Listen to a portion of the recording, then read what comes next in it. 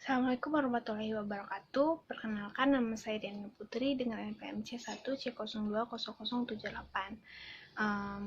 Di video kali ini saya akan menjelaskan mengenai non-current liabilities. Non-current liabilities atau liabilitas jangka panjang ini merupakan kewajiban yang berasal dari transaksi di masa lalu dan akan diselesaikan di masa yang akan datang, di mana jangka waktunya ini lebih dari 12 bulan atau lebih dari satu siklus normal operasi suatu perusahaan. Nah, yang termasuk dalam liabilitas ini yaitu yang pertama hutang obligasi, yang kedua ada long term notes payable, yang ketiga adalah hutang hipotek yang merupakan hutang yang disertai dengan jaminan berupa aset. Yang keempat adalah pensiun liabilitas, yaitu kewajiban terkait dengan dana pensiun, dan yang kelima itu adalah berkaitan dengan leasing. Nah, yang pertama saya akan menjelaskan mengenai obligasi. Nah, dalam penerbitan obligasi nanti ada istilahnya dokumen atau bond kontrak. Kemudian dalam sertifikat atau kontrak obligasi nanti akan mempresentasikan adanya janji, yaitu janji ini dalam bentuk untuk melunasi, yang akan dilunasi atau yang akan dibayarkan nanti ada dua, yaitu yang pertama sejumlah uang pada tanggal jatuh tempo sebesar nilai nominalnya yang nilai yang tercantum dalam sertifikat obligasi atau dalam kontrak obligasi. Nah, yang kedua itu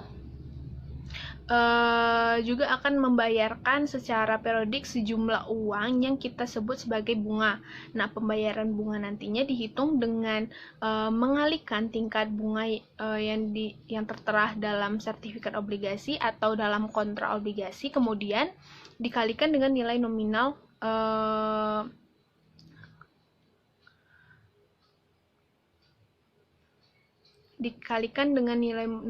kemudian dikalikan dengan yang namanya adalah number of period. Nah, kemudian di dalam sertifikat obligasi itu juga tertera selain value atau nilai nominal, juga akan tertera tingkat bunga yang akan kita sebut contractual interest rate. Nah, pembayaran bunga lazimnya itu ada yang annually atau per semester, dan yang annually atau per tahun. Bisa juga ada yang quarterly atau monthly. Nah, penerbitan obligasi digunakan ketika perusahaan membutuhkan sejumlah dana dalam jumlah yang besar, maka perusahaan bisa memilih untuk mendanai perusahaan dalam jumlah besar, salah satunya dengan menerbitkan obligasi. Keunggulan jika pendanaan menggunakan obligasi ini dibandingkan dengan pendanaan dengan penerbitan saham, yaitu yang pertama, tidak adanya kontrol atau hak pengendalian yang diperoleh oleh pemegang obligasi. Nah, yang kedua adanya penghematan pajak, karena dengan menerbitkan obligasi maka perusahaan yang menerbitkan obligasi itu punya kewajiban untuk membayar bunga secara periodik. Maka dia akan mengakui adanya beban bunga. Nah, beban bunga akan menjadi pengurang dari pendapatan atau pengurang dari penghasilan kena pajak, sehingga ketika perusahaan mendanai dengan obligasi maka laba kena pajaknya akan lebih rendah. Nah, yang ketiga itu ada earning per share. Earning per share-nya itu akan lebih tinggi karena jika kita menerbitkan saham baru, otomatis jumlah saham beredar menjadi lebih banyak atau lebih meningkat. Jika ingin menghitung earning per share, maka pembaginya itu adalah jumlah rata-rata saham biasa beredar. Jika rata-rata saham biasa beredarnya meningkat karena nanti kita menerbitkan saham baru, maka pembaginya akan bertambah besar sehingga pendanaan menggunakan saham akan menghasilkan earning per share yang lebih rendah. Sedangkan jika kita mendanai dengan menggunakan obligasi, maka tidak ada penambahan jumlah saham beredar sehingga pembagiannya menjadi lebih kecil. Lalu ada beberapa jenis obligasi yang dapat kita kenal, yaitu yang pertama ada secured atau unsecured. Secured itu artinya obligasi yang menyertakan adanya jaminan. Kedua yaitu ada term, serial and callable bond. Term bond artinya obligasi itu hanya dilunasi oleh penerbitnya yaitu satu kali, sedangkan jika serial bond maka dalam pelunasan pokok utang obligasi itu tidak satu tanggal atau satu kali pelunasan, tetapi bisa dilunasi dengan cara diangsur, misalnya 3 kali angsuran dan sebagainya. Ada lagi callable bond, berarti obligasi yang memiliki hak bagi penerbit obligasi untuk melunasi utang obligasi lebih dari tanggal jatuh tempo, lebih cepat dari tanggal jatuh tempo, itu maksud saya. Nah, kemudian yang ketiga itu ada convertible bond, yaitu obligasi yang memiliki hak untuk dapat dikonversi menjadi saham biasa. Yang keempat ada register and bearer. Ada register.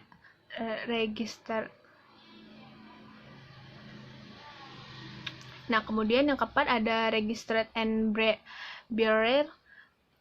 Jadi register itu artinya dalam obligasi itu tertera nama pemilik dari obligasi tersebut, sedangkan bearer berarti tidak menyebutkan nama dari pemilik obligasi tersebut. Yang kelima ada income bond dan revenue bond. Income bond artinya obligasi yang pembayaran bunganya baru dilakukan perusahaan jika perusahaan itu memperoleh laba. Jika tidak memperoleh laba pada saat itu, maka tidak harus menunaikan kewajibannya untuk membayar bunga. Nah, itu akan dan itu agak bertentangan dengan pemahaman obligasi tadi bahwa ada pembayaran bunga secara periodik. Selanjutnya saya akan menjelaskan mengenai menilai obligasi. Nah,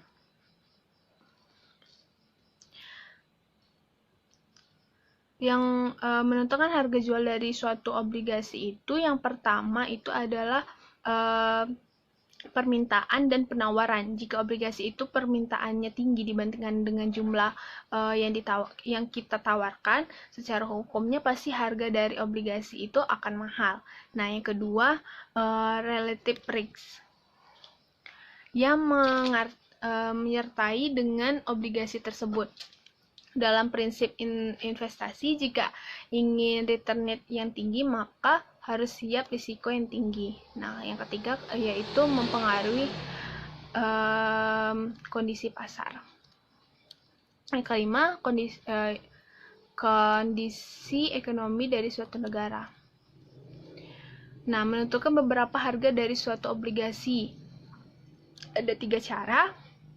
Yang pertama, jika dalam sertifikat obligasi suatu disebut berapa harga jumlah, maka harga jual itu berapa harga jualnya, maka harga jualnya itu akan dicatat sebagai harga jual obligasi. Yang kedua, jika disebutkan hanya nilai kursnya, maka kita tinggal mengalihkan nilai kurs dengan nilai nominal. Nah, yang ketiga, jika dalam informasinya itu tidak disebutkan berapa kurs dan berapa harga jualnya, tapi yang disebutkan hanya berapa nilai nominal, berapa contractual interest rate, berapa market interest rate, kemudian number of periodnya, maka untuk cara untuk menentukan selling price-nya adalah dengan melakukan present value atau dengan menghitung nilai sekarang. Nah, yang akan di present value-kan itu ada dua, yaitu mempresent value-kan prinsipal sebesar nilai nominal dari obligasi dan mempresent value anuitas kan bunga yang dibayarkan secara periodik.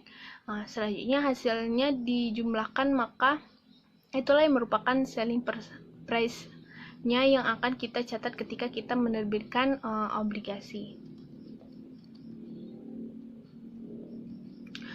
Nah, ada beberapa istilah yang terkait dengan obligasi. Yang pertama itu berhubungan dengan tingkat bunga. Ada namanya state rate, coupon rate, nominal rate, dan contractual interest rate. Nah, istilah-istilah ini semua sama di mana itu merupakan tingkat bunga yang tertera dalam kontrak obligasi. Kemudian istilah-istilah ini digunakan oleh perusahaan yang menerbitkan obligasi untuk menghitung berapa bunga yang dibayarkan secara periodik atau berapa kas yang harus dibayarkan terkait dengan pembayaran bunga. Nah, cara menghitung bunga yang dibayarkan secara periodik yaitu dengan mengalihkan contractual interest rate dengan nilai nominal. Yang kedua itu adanya istilah market interest rate, sering juga disebut sebagai yield. Ini adalah tingkat bunga yang dikehendaki oleh investor, di mana yang menjadi acuan itu adalah tingkat bunga yang berlaku di pasar. Nah, market interest rate ini digunakan untuk menghitung berapa beban bunga yang akan dicatat oleh perusahaan yang menerbitkan obligasi. Cara menghitungnya yaitu dengan market interest rate dikalikan dengan carrying amount. Carrying amount artinya nilai tercatat dari obligasi yang berubah-ubah.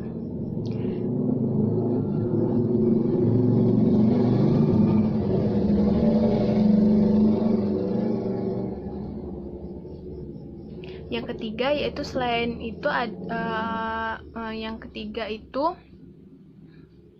selanjutnya yang ketiga adanya istilah maturity value, yaitu nilai pada saat jatuh tempo. Nah, istilah ini adalah nilai yang harus dilunasi oleh penerbit obligasi pada tanggal jatuh tempo. Nah, dalam penerbitan obligasi ada 3 kemungkinan obligasi itu diterbitkan pada tingkat premium, tingkat diskon, atau atau pada nilai nominal. Nah, baik, selanjutnya itu ada penerbitan obligasi, di mana ada 3 kemungkinan obligasi itu diterbitkan, yaitu pada tingkat premium, tingkat diskon, dan pada nilai nominal. Jika seandainya kontraktualnya itu 8%, kemudian tingkat bunga pasarnya diketahui sebesar 6%, maka dipastikan obligasi tersebut diterbitkan pada tingkat premium. Nah, tetapi jika antara kontraktual jika sama antara kontraktual yaitu 8%, kemudian market interest rate-nya itu 8%, maka pasti selling price-nya sama dengan nilai nominal atau diterbitkan pada par value. Dan yang ketiga itu seandainya kontraktualnya itu 8% dan market interest rate-nya itu 10%, maka obligasi itu diterbitkan pada tingkat diskon, yaitu selling price-nya akan lebih rendah dibandingkan dengan nilai nominal. Nah, ketika obligasi diterbitkan pada tingkat diskon atau premium, terdapat selisih antara selling price dengan nilai nominal.